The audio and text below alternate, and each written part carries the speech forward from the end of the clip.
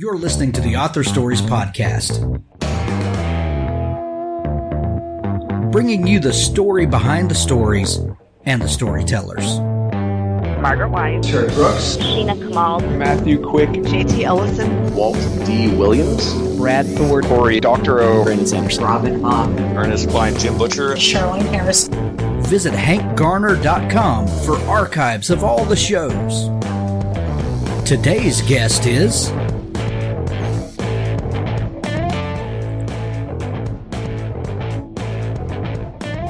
thanks for joining me again for the Author Stories Podcast, where I bring you the story behind the stories and the storytellers.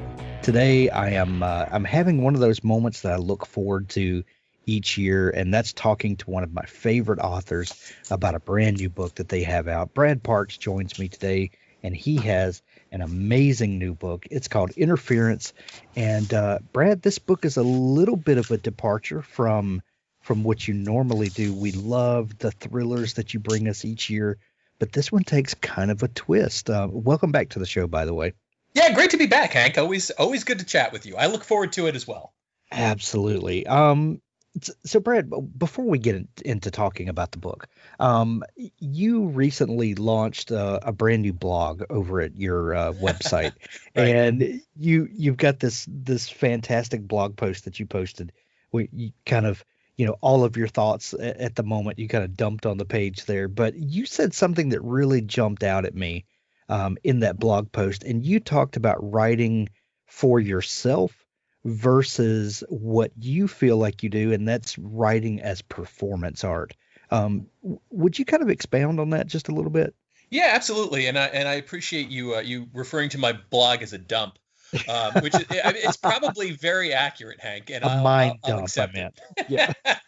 So yeah, I think every writer has reasons they write, and for a lot of writers, they're personal, right? They write for themselves, and they would say that if somebody happens to enjoy that, well, then good for them. But ultimately, they're writing for themselves. And I have just never been that way. I have always written for other people. I got my start as a writer, as a professional writer, as a newspaper guy. And one of the things that hooked me very early on was not the writing, because writing was hard, man, right? It's a pain, and I wasn't very good at it. I'm probably still not very good at it. But what I loved was, I was covering this girls' basketball team for my hometown weekly newspaper. And I would write some, dreadful story with these totally hackneyed turns of phrase and everything like that. But then the paper would come out, and the parents who had read the, glowing articles about their daughters, which they loved, of course, would quote my stuff back to me. And I just thought that was incredible, right? That they were actually, so it wasn't the writing that I fell in love with. It was the being read. And I think ever since then, that has been the same thing that has propelled me forward. As a newspaper reporter, I obviously continued on and started writing for much larger newspapers. And I always loved that interaction with readers. I can remember they used to publish my phone number in the paper. And this was before, I wouldn't say before email. They would publish my email and my phone number. But the really good, solid readers, man, they didn't want to leave an email for you. They would leave a voicemail, right? And so if you'd had a particularly trenchant story that really moved people, you would come into work and you'd have 40 voicemails from readers telling you exactly what they thought. And I just loved that. I loved that kind of like rubber meets the road, interaction and being able to hear their thoughts.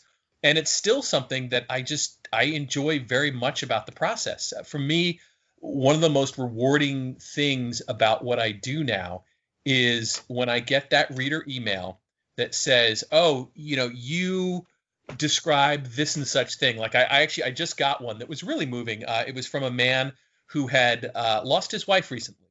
And one of the characters in Interference is also a young widower. Detective Emmett Webster is his name. And he had lost his wife very early on in the book. And this reader was talking about how Emmett's experiences and Emmett's thoughts very much mirrored his own. And he felt kind of comforted by the fact that there was somebody else out there who was experiencing exactly what he was experiencing. And that, to me, is profoundly moving, that something I wrote resonated that much with someone, moved someone that much. And, beyond the necessities of, look, I write for a living, I write to support my family, but man, that's really why I write, to move people, to make them feel things, to make them feel less alone in the world. So that's why I always say, for me, writing is performance art. Love that. I love that. You said another line that I literally laughed out loud at in the blog post. And you said, I always get 10 ideas for a book a week, and 11 of them are bad. Oh, it's so true. People ask writers, this trite question all the time about, where do your ideas come from? Well, the obvious answer to that is ideas are everywhere. You just need to shut up long enough, open your ears and eyes, and there's story ideas everywhere. But there is something about that idea that just floats to the top, that rises a little higher than the others, that almost feels like an inspired idea. And the idea for this new book, Interference, I would say is one of those ideas. How do you differentiate between the ideas that just bombard you daily and the one that has kind of an aha moment attached to it? Right. So, Hank, you have just done a very skillful job at asking the "where do you get your ideas" question. I'm impressed of course. by the nuance and the gravitas you have brought to it. So you've done very well. For me, it's almost a question of, for lack of a better word, weight. I get my 10 ideas a week, 11 of them are bad, but every now and then I get this one that keeps coming back to me. And every time it comes back to me, it gets a little heavier, right? Where I go, okay, this is, wait a second, if I could have this character do this, or this character could interact with another character in such a way, or this would be a great vehicle to explore this aspect of life or existence, or whatever. And it's generally this most of the time happens for me while I'm running. I do a lot of my best thinking while I'm running. Not that I'm a particularly fast runner or a particularly skillful runner, but it's what I do. I did my 4 miles this morning. And so I'm running, and boom, there's something that's a little bit coming back to me about that one idea that I had 6 weeks ago, but somehow still won't leave my head, unlike the rest of them. And it gets a little heavier and a little heavier and a little heavier. And it finally gets this mass that just makes me go, okay, I have to write this book now. And that doesn't happen very often. Because most of the time it's the bad ideas. But when it does, I kind of pay attention. So last year when we talked, Brad, we had this great kind of side conversation about your favorite writing spot. And that was your local Hardee's. Right. And we had a good laugh about it. But, this was like seriously part of your creative process, was this familiar place with nice, genial people, and where you could get these, giant Diet Cokes that you love, and it was kind of part of the atmosphere that makes you who you are as a writer. I've enjoyed, enjoyed is a poor choice of words, but I've been asking a lot of guests lately how this recent pandemic that we've been going through has affected them and the way they tell stories, because writers a lot of times are locked up in a room by themselves with a computer or a notepad or whatever, and they tell stories to themselves. And so you would think that quarantine and pandemic and all of this stuff wouldn't affect writers very much, yet there are some interesting things that have happened to creative people during this time. So first off, when this book Interference was turned in, knowing the way the publishing industry works, this book was probably finished before COVID. It was finished. It was in the can. It was edited. It was totally done before COVID was even a glimmer in anyone's eye. Right. But knowing the publishing schedule that you're on, I know that you're working on a book right now that will come out next year. How has this time and this weirdness that we're living in affected your daily Hardee's haunt and what that's doing to your creativity? Well, it has been devastating, Hank, because yes, I'm not one of those authors who can just sit in a room. I'm the rare extroverted author.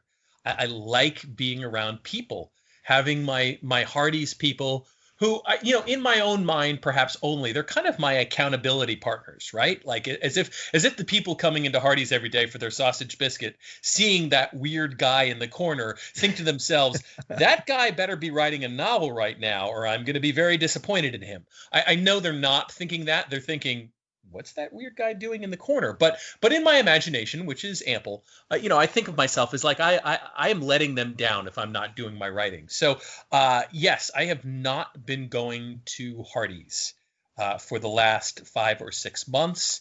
It has been an incredible disruption. I thought maybe for a while Hardy's was just flat out closed except for the drive-through, and I think that the dining room is now open again. And I thought about it for about half a second, but one, I'd have to wear a mask, and it wouldn't be great fun to be wearing a mask while writing. And then the other thing is, if God forbid I was an asymptomatic carrier, I would hate to think of the number of people I would infect with my own selfishness, because I would be in there breathing for 4 hours, spewing out God knows how much viral load. And I just couldn't live with that. So I have been away from Hardy's. It has been difficult. I have had to invest in earplugs. So, because I have my entire family Zooming right a one wall away from me, and that has obviously been not quite the ideal circumstance we would maybe hope for. But at the same time, I'm also sort of mindful of, look, I still have it way better than a lot of people. I'm not really in the line of fire here. There was a great New York Times chart, actually, right after the pandemic kind of first hit. It was talking about what were the most dangerous jobs to have during the pandemic, and it put on the chart, on one axis it had the frequency of the contact you have with other people, and then the closeness of the contact on the other axis, right? So you have your doctors and your nurses and your first responders, the real heroes of this pandemic, all the way up on the right corner of that chart. Authors were down all the way in the lower left corner, next to lumberjacks. We're like, wow. We have the safest job in America except for the lumberjacks, because I guess the lumberjacks get to be outside. But right. So I'm kind of always mindful that ultimately, while the thing I stare at is definitely different, it's not a Hardy's dining room anymore. It's now the wall of my bedroom, actually. Once I get going, nothing's changed. I'm in that imaginary world. I'm in my story. I'm with my characters. And hopefully, if all goes well, everything is flowing along, and it doesn't really matter where I am. So I know I'm lucky. Now, the one problem, of course, is that the greatest distraction ever invented for writers, of course, is the internet. Right. And when I go to Hardy's, I'm away from the internet, right?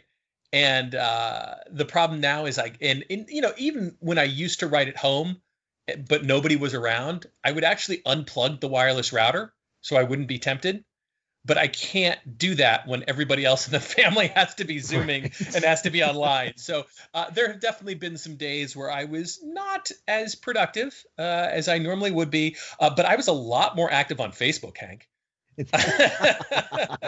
I'll bet.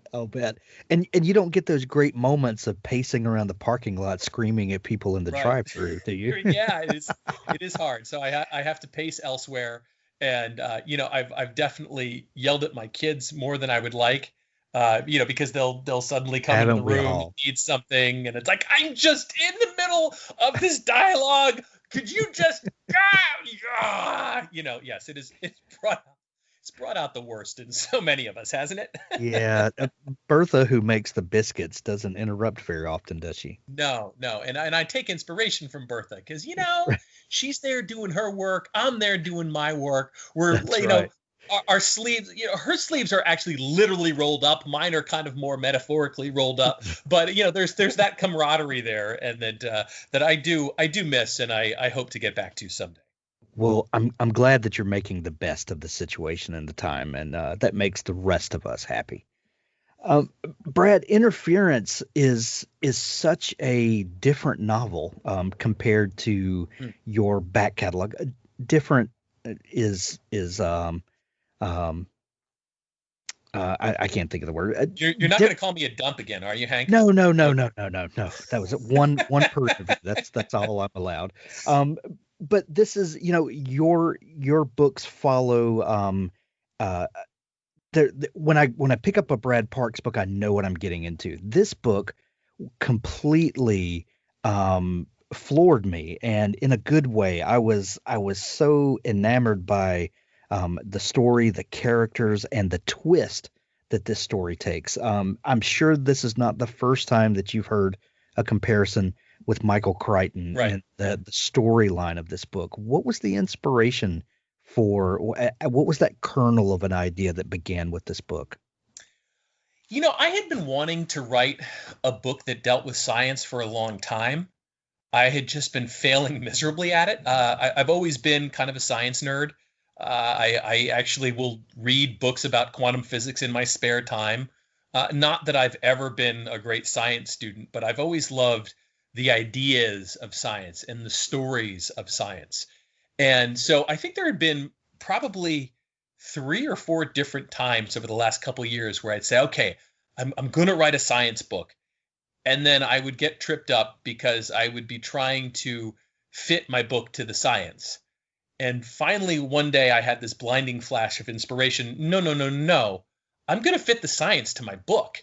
And as soon as I realized that, I had this notion about, quantum interference, which we can get into if you'd like. And what if somebody was using quantum interference to find a missing person?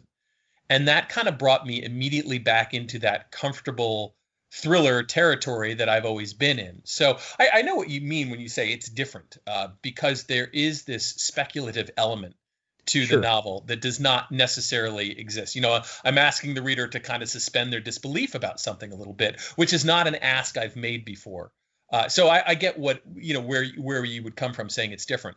What the similarities, though, are, for me, the characters are, I think, very much in line with the kind of characters I've always written, which is that absolutely, they're ordinary people. I always say that my characters are people you could meet in the grocery store. That they're not ex-special forces. They can't break your jaw by looking at it. They are just regular people who do not have some extraordinary skill set, but are dealing with horrible things that are happening to them, but with the same kind of tools that all of us have. Which is to say, not many. Right. So I enjoyed getting into the science. I tried not to overwhelm people with the science too much, but hopefully there's some nice little brain candy in there where we do get into the science, because all of the science in this is absolutely real. Obviously, what I then do with it is fictional, but the undergirding of it from a theoretical standpoint is all stuff you could read in Nature or Scientific American or anywhere else. So I enjoyed those aspects of the book, and I had fun with those kind of speculative elements. It's a long journey for me, Hank, starting off as a journalist who happened to be writing fiction to going to something that is now so much more kind of wildly invented. I feel like I'm getting in touch with my inner child again. And it's been fun, and hopefully it's fun for the readers too. Noveler is the best way to write a novel. Why? Quite simply because we've made it the easiest place to do it. Writing a novel is hard enough. Noveler takes care of all the logistical bits of writing a novel, just leaving that small matter of the words to you. It's a clean, beautiful writing interface with writing analytics, goals and streaks, advanced grammar checking, version control, day, evening, and night modes, and many other features designed to take all the stress out of writing. Tell us what you need and we'll build it. Together, we'll build a better tool. With a design-led approach, all the right tools that you need, Noveler saves all your words constantly, allows you to manage and order your novel easily. It's accessible from any device, desktop or mobile. It syncs to Google Drive and Dropbox. It allows exports in various formats, including ebook and more. It also has nice touches like allowing you to write both offline and online, unique for a web-based platform. Everyone needs help with their writing, from inspiration through to grammar checking, so we're doing our best to provide that support. We integrate that support directly into Noveler. Our advanced grammar checker powered by Pro Writing Aid does everything from spell check to style advice. Our writing courses include the incredible Tim Clare's Couch to ADK. We're really excited to offer all Author Stories listeners 30% off Noveler for a whole year. And it doesn't matter if you choose to sign up for the monthly or annual plan. You'll get 30% off. All you need to do is use the discount code HANK when you sign up. Noveler, N-O-V-L-R. That's noveler.org.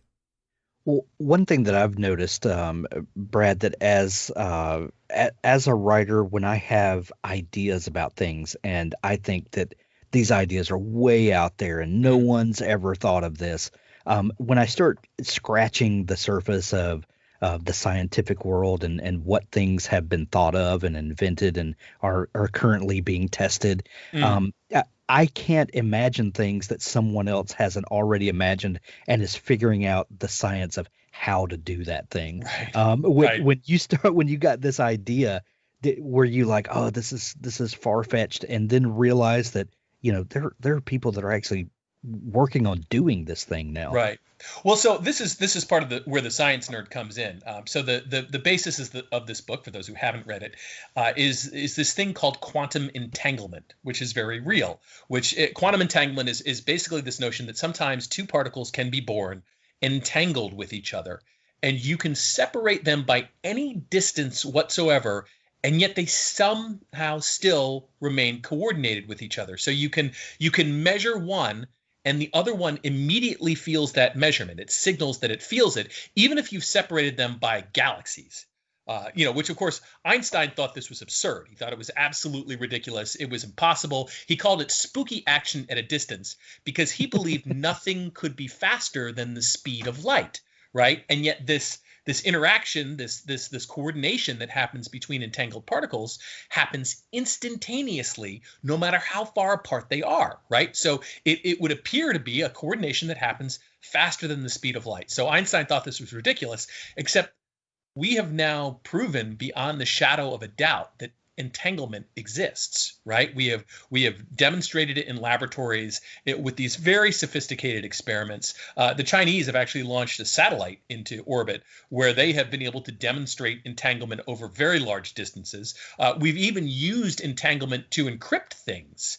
And I won't even try to get into explaining how they do that. But quantum, when you hear the phrase quantum encryption, that's really using quantum entanglement because it is the ultimate unhackable signal, which has all sorts of exciting implications for the future of the internet. But so I was kind of already familiar with entanglement, the real thing. And so the kind of like the moment I got this brainstorm of what if two people could become entangled, and what if they could use that connection they have to each other? What if that could be the basis of finding a missing person, a kidnapped person? So I kind of knew the science was there the moment I had the brainstorm. So there are intriguing questions about science and intriguing what ifs, and when we start playing out that and investigating it, that will make for a very interesting scientific white paper. But because this is a Brad Parks book, we know that this is going to, for lack of a better word, entangle characters that we really grow to love and care about. And like you said, are people that we could bump into in the grocery store. They're just like us. How then does this story grow into characters that then start to matter to you? Right. So, I have a basic rule, particularly for my protagonists. My protagonists can't be jerks, right? I cannot spend 400 pages with somebody I don't like. So the protagonist of this novel, her name is Brigid Bronik. She is the wife of a Dartmouth College physics professor. It is her husband who goes missing, and then Brigid who has to help find him. And I was, in the midst of brainstorming interference and kind of thinking, okay, who should Brigid be? What shaped her life? All these kind of questions authors always ask themselves as they're bringing a character to life. And when I was in the middle of this, we happened to get a new neighbor. Her name is Melissa, and she is a hearing impaired librarian, right? Wow. And I got talking with Melissa, and I just really liked her. And, so I was like, wait a second, I like this person who's a librarian with hearing loss, and maybe I'll make the character of Brigid a librarian with hearing loss. Like, that would be cool. And so, I mean, I know probably some of your listeners right now are going, really? That's how you write your novel? You meet your neighbor and you put him in the book? Yes, people, this is how it happens. Okay, like this is my 10th novel. I'm kind of far out in the world of like I've already used all of the people from my childhood as characters. Right? I need to grow. I need to develop. So I found myself really then liking the idea of a character with hearing loss, because particularly in a thriller, this is not a character we see very often. Right. And how would that character kind of relate to the world a little differently? And how would that change kind of her course of action throughout the novel? And in particular, I'm always fascinated by, what we refer to as a disability often also comes with ability. So one of my favorite examples of this, because I had a cousin who had Down syndrome. Down syndrome would be considered, oh, well, that's a disability. It's a genetic anomaly. It's whatever. But did you know that something like 98% of people with Down syndrome report total happiness with their lives? That's like amazing. They are the happiest people you will meet. I mean, the levels of self-reported happiness they have are far outstripping any other group of people you can find, right? Isn't that an incredible ability that happens to go along with what we would again call a disability? So in this case, okay, Brigid Bronik has hearing loss, and that is it's definitely an obstacle for her at various times in this novel. But then it also comes with this ability because Brigid Bronik knows how to lip read and or speech read. Sometimes they'll call it both. And of course, wow, what can I do with that toy, right? A character who knows how to read lips. And isn't that something that could be a really important thing to be able to do? Something that not many other people can do. I mean, it really is this kind of superpower. And how could she bring to bear this superpower at a really critical point in the novel? So yeah, that's how this stuff kind of comes alive, and hopefully, because it's alive to me, it's alive to you as well. Well, Brad, as someone who worked as a journalist early in their career, you had learned how to take dense, complex subjects and make it accessible to the reading public, and to give us what we need when we need it, nothing more, nothing less. And then we any of us read a newspaper article or a magazine article, and we know that there's more to the story than what we're getting, but there's not enough column inches to tell all of that stuff. Well, as a novelist dealing with something like quantum entanglement, but also this great human story, like you're doing, how do you balance the physics and the science of the very, very complicated issues with getting that across to the reader so that I know enough that I'm engaged in the story and I understand the stakes of the story, but I don't necessarily need to be a quantum physicist to appreciate the story. Well, in this case, it helps that, Hank, I am also not a quantum physicist. But yeah, the challenge is to be both interesting but also accessible, right? And I think what helps is that ultimately, because I'm a journalist, and also because I'm a little bit dumb, I'm kind of it comes very naturally to me to keep things simple, right? Because if I don't keep it simple for myself, I'm probably going to get myself lost. But then as a journalist, we're the ultimate glorious generalists. One of my favorite cartoons shows the reporter with the dart, and they're throwing the dart at the target on the wall, and it says, "Today I'm an expert at," right? So you need to have, as a journalist, you need to have this very broad but not very deep knowledge set, right? Sure. So yes, this is another skill I bring to bear. I'm very shallow and superficial, Hank. But because of that, I'm constantly approaching really complex stuff from this simple place, and from a place, and this is where I think experts often get themselves into trouble. The experts have forgotten what it's like to know nothing about the subject, right? And Right. I am inevitably closer to that moment when I knew nothing. And so I am much more in touch with that. And therefore, for the reader who has maybe never heard of quantum entanglement or briefly glanced at it in a newspaper article once, but kind of don't really get it, I'm still that person somewhere inside. Like, I can access that person. So I'm ultimately writing for that person. And hopefully that makes it something where, even though I can bring some expert knowledge that, let's be clear, I am borrowing from people who are much smarter than me, I'm still kind of that's what a journalist is. Like, you're translating the expert to the layperson, and so that's what I try to do in the novel.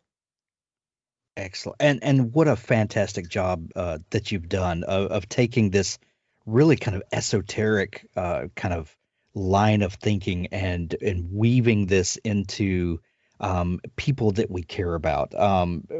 When thinking of the character of Matt, what were some of the traits that made Matt intriguing to you?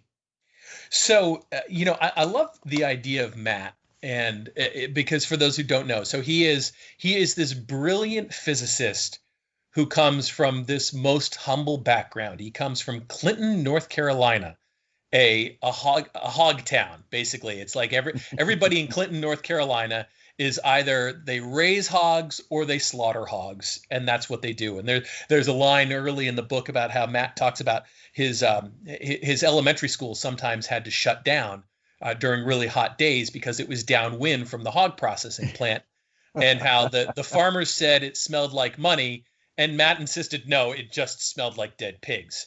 But I love, I think one of the things we learn about genius, real genius, is that it often comes from the most unexpected places, right? I mean, the classic example is, Einstein was a humble patent clerk who dang near flunked out of school, right? And right. I sort of like that idea of taking someone who was that smart and who had that much of a gift for this thing, and being able to take that person coming from anywhere in society. And, maybe it's because I'm in Virginia now. I sort of have this, there's this natural way that somebody with a twang, like you, Hank, kind of like enters my ear a little bit, like I hear that guy from North Carolina, and I hear the way he talks, and I can make him come alive a little more than I can some guy who just talks like me, right? And so I love the juxtaposition of Matt, who grew up in a diner in Clinton, North Carolina, who now suddenly is this world transcending physicist. So he was just a character who, some characters you have to work on to make them come to life. And Matt really came to life very, very early on and very easily in this book. And so hopefully he also comes alive for the reader. Absolutely. Is Interference the 10th book that you published? It is number 10, double digits. 10. It's crazy. The first 6 or so that you published, correct me if I'm wrong, were in the Carter Ross mystery series. Is that right? 6 of those? Yeah. The journalist from Newark, which is exactly what I was, right? Well, since then you've transitioned, after 6 books, transitioned to a standalone thriller every year. Right. And how do you feel like, as a writer, that writing standalone thrillers is a different experience for you? But do you feel like that it has been a growth experience and kind of an unfettering experience for you to have a completely blank canvas every year? Well, yeah, certainly. And it's definitely allowed me to tell different stories. I think, one of the reasons I broke out of my series is that ultimately I had to write about things that could only happen to a newspaper reporter from Newark, New Jersey. And I was finding myself just wanting to write other things. There are there are drawbacks and benefits, to be honest. I love the familiarity and the comfort of the world you've already created and the characters you've already created, and being able to dive more deeply into them. And I do hope I can get back to Carter Ross one of these days. I keep saying that and then not doing it, but I really would like to write him again. But in the meantime, what's fun and challenging about the thriller is, you're creating everything out of whole cloth all over again every time out. But what I like about it is, in a thriller, no one's safe, right? So, or I should say in a standalone, versus in a series, there's always that notion of, somewhere in the back of their head, the reader knows that Brad is a middle-aged guy with kids who still have not gone to college, and he supports himself with his writing, and is going to have to put his kids through college someday with his writing, and therefore he's probably not going to kill off his cash cow, his main character, right? Like there's that safety, and probably he's not going to kill off the girlfriend either, because the girlfriend needs to come back, and probably not Tommy, because everybody loves Tommy. You can't kill Tommy, and so that when there are characters in a novel who are kind of on the sidelines in a way when bad stuff really starts happening, that does create a little bit of safety that I don't want to exist. Like, so the beautiful thing about a standalone is everybody is up for grabs. Everybody's fair game. You never know. And you can also, I think, for lack of a better word, damage the characters more. You can put them through things that, frankly, they're never really truly going to be able to recover from. So, you don't have to worry about, okay, Carter Ross needs to come back for book 7, so I can't mess him up too bad. Well, no, in a standalone, it's, you can do the most harm possible, knowing that this is the only story these characters are going to have to tell. Right. All bets are off. And that's what we love about it. Interference is the brand new book from Brad Parks. It's out, available everywhere now when you're hearing this. Kindle edition, hardcover. I can't wait, Brad. Well, I'm telling off that we're recording this before it airs. But when this airs, I will have the audiobook, and I will listen to this book all over again, even though I've read the arc of it, because I love your audiobooks and the production that goes into it. Also available in audiobook. What do you think about the state of audiobooks right now, Brad? This is kind of one of the biggest growth areas of books right now. Do you think about that when you're writing the book? I actually, Hank, read all of my stuff out loud, because I want to know exactly what it's going to sound like. And it's true that I probably don't do as good a job as the professional actors they hire to do it, but I need to know that it sounds right. And that's part of, people reading my books often talk about the voice in them and how there's a very strong voice. And, well, there's a reason for that, because I need to know that it sounds on some level like what storytelling is and ought to be at its most essential level. And here I'm talking not just, going back a century or going back a millennium. I'm talking about really storytelling as it evolved in human beings, when we were all running around the savannas of Africa 200,000 years ago and first became anatomically modern humans and whatnot. I really think there is something so essential about humans telling stories to one another.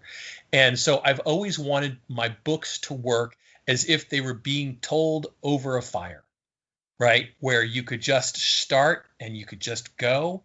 And I don't know, like that's just, to me, that's what storytelling is. So I love that you're going to listen to it. And I absolutely will, as I'm reading, I'll go through it and I'll say, ooh, you know what? That's a really clunky sentence for a narrator to have to read. I'm going to clean that thing up a little bit, and I hope my narrator will be thankful for it one of these days when it gets to the narrator. But yeah, I'm very mindful of it, and I'm so excited by what's happening with audiobooks. Part of that is because I was a newspaper reporter, and people are not talking a lot about growth opportunities in newspapers right now, Hank. Right. But to be in an industry where there is this growth opportunity, and as you well know, and maybe some of your regular listeners know, audiobooks are the number one growth area in the publishing business right now. It's like the paper sales are basically flat, have been for a long time, and that's okay. And actually, when they talk about digital sales being up, it's really only strictly because of the audiobooks. So right. Ebooks are kind of flat too. So I love that people are, taking car rides and taking me along with them and walking and taking me along with them. And it's so exciting that we have this technology that is so nicely suited to the wonderful pleasure of having someone read a book to you.